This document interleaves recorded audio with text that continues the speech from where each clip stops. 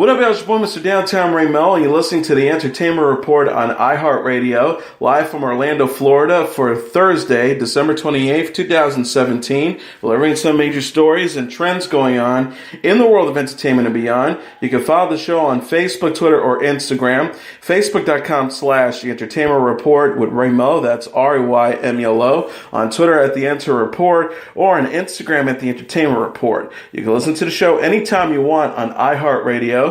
Just go to iHeart.com or your iHeart phone app, search for the Entertainment Report, and it'll take you to the page. Mark Hamill paid tribute to Carrie Fisher on Twitter Wednesday on the one-year anniversary of her death. Hamill said alongside a collection of photos of the Star Wars stars posing together, "No one's ever really gone, hashtag always with us, hashtag carry on forever." The photos include shots of Hamill and Fisher during their time starring in the original Star Wars trilogy of films that began with 1977's A New Hope, and a shot of the pair embracing each other in character as Luke Skywalker and General Leia from the recently released latest entry in the series The Last Jedi. Hamill also posted a painting of Fisher sticking up her middle finger while holding her dog Gary. Hamill recently made headlines for admitting that he and Fisher would make out while on the set of A New Hope. Fisher died at the age of 60 in December 2016 following a heart attack. She was able to complete her scenes for The Last Jedi before her death, but will not appear in the forthcoming Star Wars Episode 9. Star Wars actor John Boyega, when discussing Fisher in The Last Jedi, said that her final appearance is a proper farewell to the character. He previously said it sends her off in a very amazing way, and she's still kept alive in this franchise. That's the beauty of it. She lives forever in a sense. Roseanne Barr and John Goodman are back in a series of new promos for ABC's upcoming revival of Roseanne. The clip released Monday features Goodman and Barr reprising the roles of Roseanne and Dan Connor as they enjoy the holidays together by watching a basketball game. Alicia Goranson as Becky Connor and Sarah Gilbert as Darlene Connor are also seen in the teaser. Barr jokes to Goodman, "You can't live in the past, Dan," referencing how his character died in the series finale of Roseanne after 9 seasons in 1997. "When things are gone, they are gone forever." ABC Entertainment President Channing Dungey previously said to Entertainment Weekly about Goodman's character before confirming that he will not be dead in the revival, "I don't want to talk too specifically, but I wouldn't say we'll ignore the events of the finale." He continued, "Dan is definitely still alive."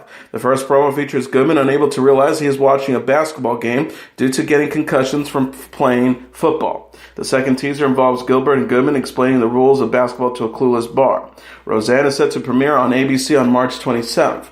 The revival will also feature the returns of Laurie Metcalf as Jackie Harris, Michael Fishman as DJ Connor, and Johnny Galecki as David Headley.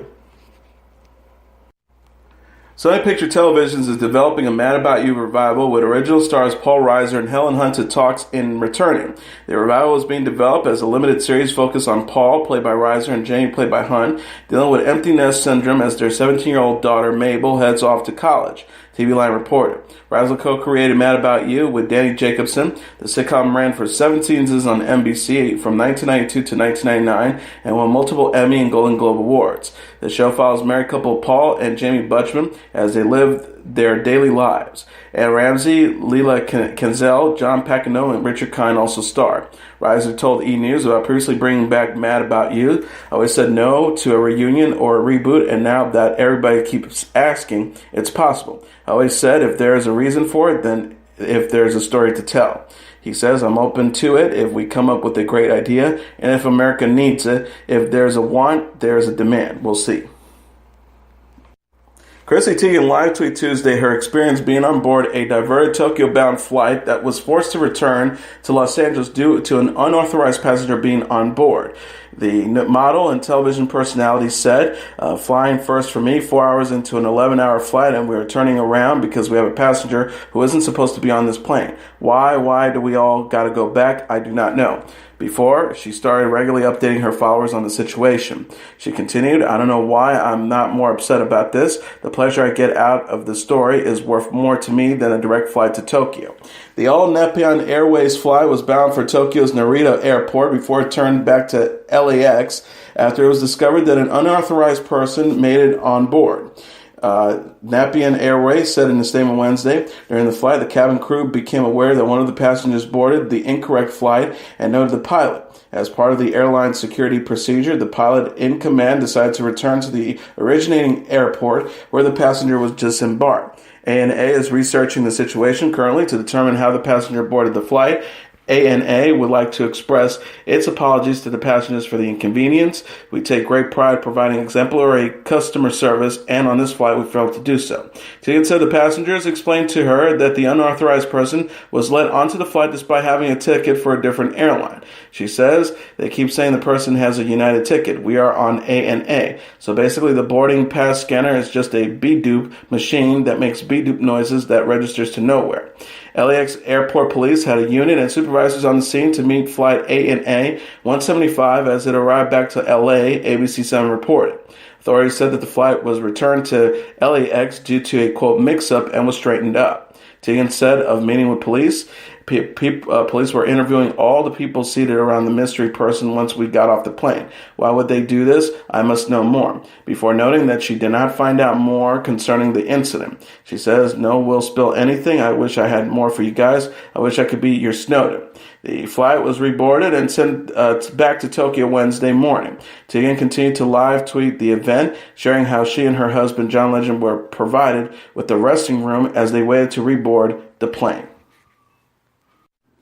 Google celebrated Hollywood legend Marlene Dietrich on what would have been her 116th birthday with a new Doodle on Wednesday. Google's homepage featured artwork depicting the actress wearing a tuxedo and a top hat from her gender-bending role as a nightclub dancer Amy Jolie in 1930s Morocco. The art was done by RuPaul's Drag Race Season 9 winner Sasha Steinberg, who is also known as drag performer Sasha Velour. Velour said to Google she was a wild original. Despite the pressures of the time, she followed her own course, especially in terms of politics and gender. As a drag queen, that's particularly inspiring to me. Plus, she had just had this power to her. In every role, she's mysterious and strong, brilliant. That's what I aspired to be when I stepped onto the stage. Dietrich came to fame during the Hollywood's golden age with her breakout role as a cabaret singer Lola in Germany's first talking pictures Der Blaue Engel and its English version The Blue Angel. She would continue to work with Blue Angel director Joseph von Sternberg in a number of memorable films including Morocco, The Shanghai Express, and The Devil is a Woman.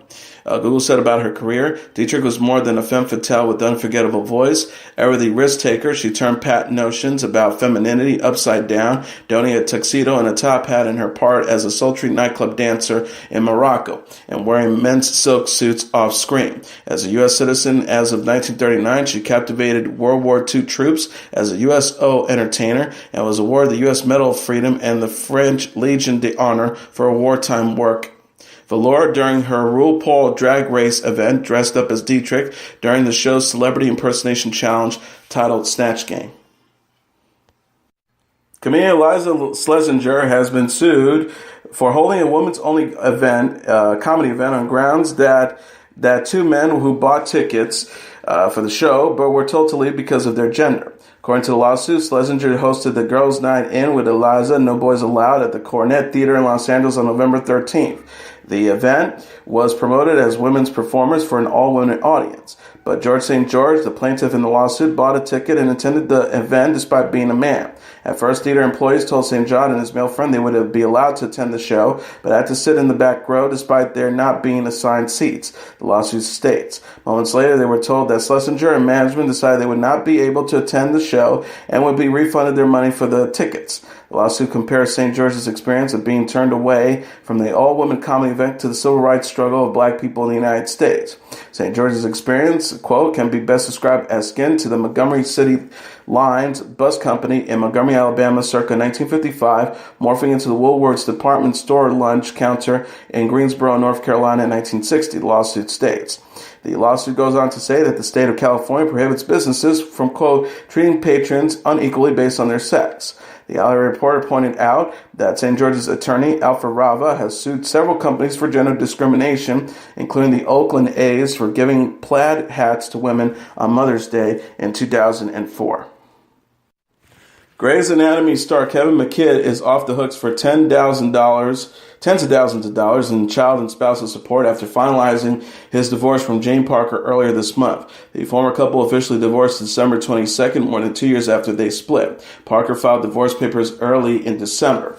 They will share joint custody of their two children, a 17-year-old son and 15-year-old daughter, E! News reported. McKidd and Parker agreed to a nesting arrangement in which the children will live in the family home in Los Angeles, and the parents will take turns living there with them.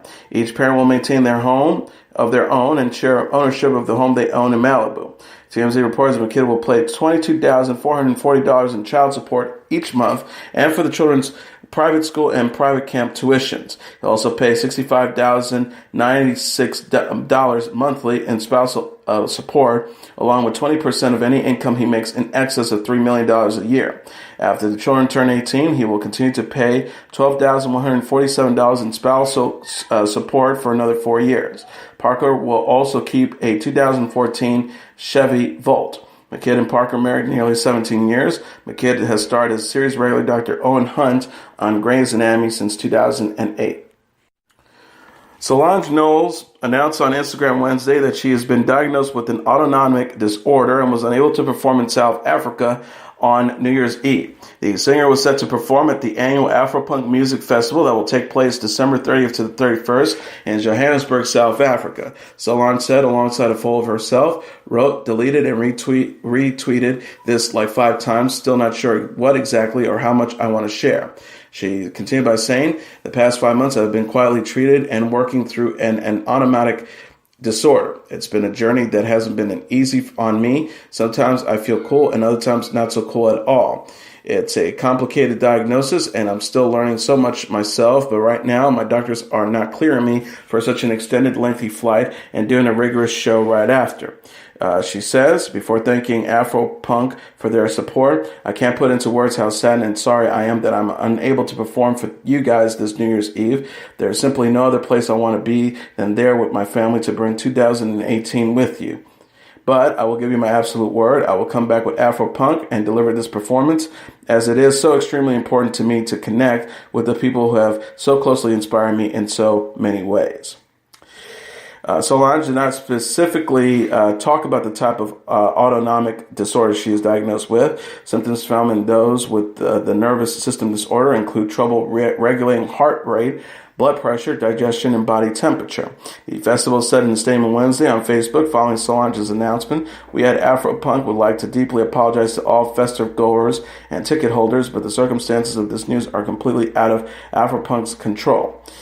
They continue by saying Solange was greatly looking forward to being a part of this historic occasion. As her statement makes clear, she has vowed to come back to Johannesburg with Afropunk at a later date. Despite this very sad news, Afropunk Joburg continues to look forward to welcoming many of the world's finest artists, creatives, and music fans to Joburg's Constitution Hill. Rihanna mourned the death of her cousin on Instagram Tuesday, just one day after the family members spent Christmas together.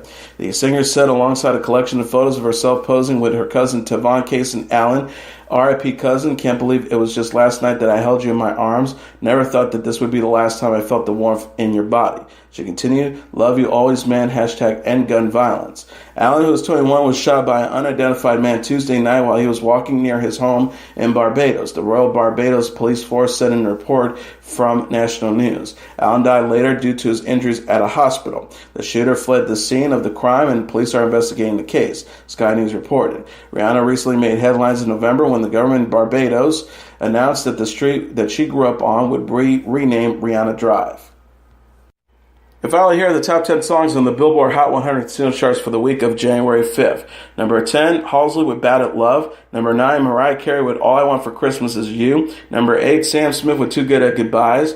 Number 7, Migos and Nicki Minaj and Cardi B with Motorsport. Number 6, Imagine Dragons with Thunder. Number 5, G-Eazy featuring A$AP Rocky and Cardi B with No Limit. Number 4, Lil Pump with Gucci Gang. Number 3, Camila Cabello featuring Young Thug with Havana. Number 2, Post Malone featuring 21 Savage with Rockstar. And the number 1 song on the Billboard Hot 100 singles charts for the week of January 5th, Ed Sheeran with Beyonce with Perfect. And as your entertainment report for Thursday, December 28th, 2017, 2017. I'm your host, Mr. Downtown Ray Melo. I'll be back tomorrow to deliver some major stories and trends going on in the world of entertainment and beyond. You can follow the show on Facebook, Twitter, or Instagram. Facebook.com/The Entertainment Report with Ray Melo. That's RYMELO. On Twitter at The Enter Report, or on Instagram at The Entertainment Report. You can listen to this episode or any previous episodes of The Entertainment Report anytime you want on iHeartRadio. Just go to iHeart.com or your iHeart phone app, search for The Entertainment Report, and it'll take you to the page. Good night, and God bless you all.